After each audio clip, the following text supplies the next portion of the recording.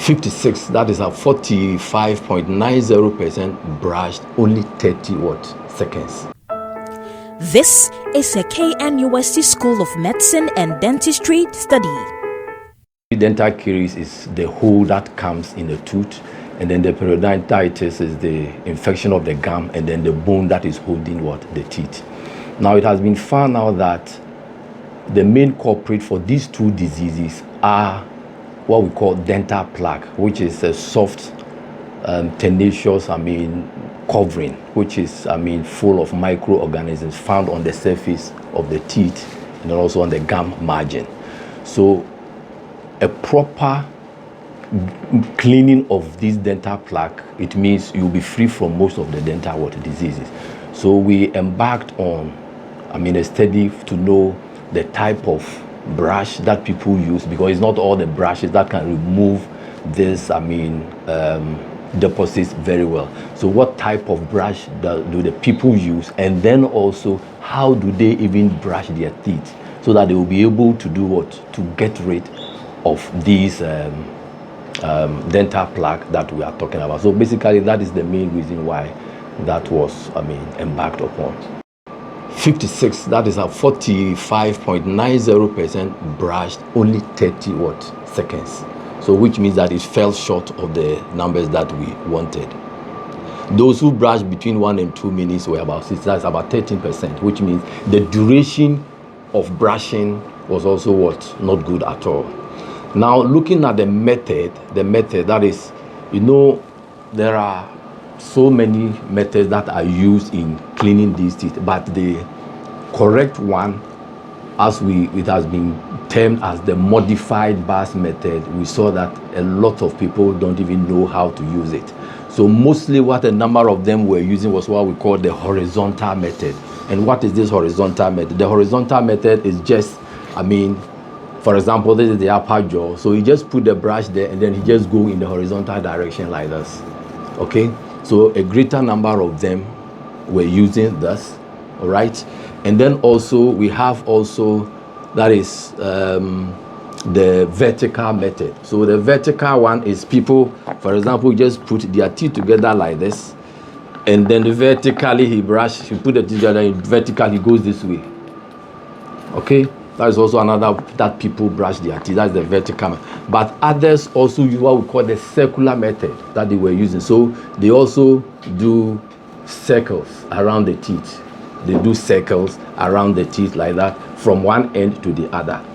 But the actual method that we are supposed to be doing is what we call the terminology is just a bit difficult, but if you bring it to our level, to the ordinary level, how he can use this method, it's a combination of using the circular and at the same time what we call the sweeping method.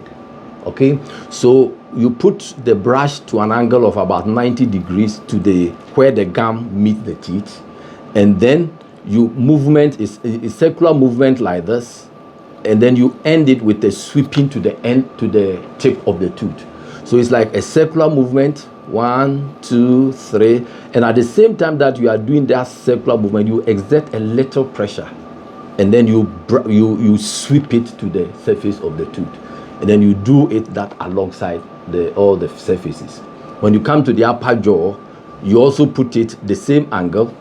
That is, if you look at the lower jaw, it's at this angle, but at the upper jaw is the same 90, but this one.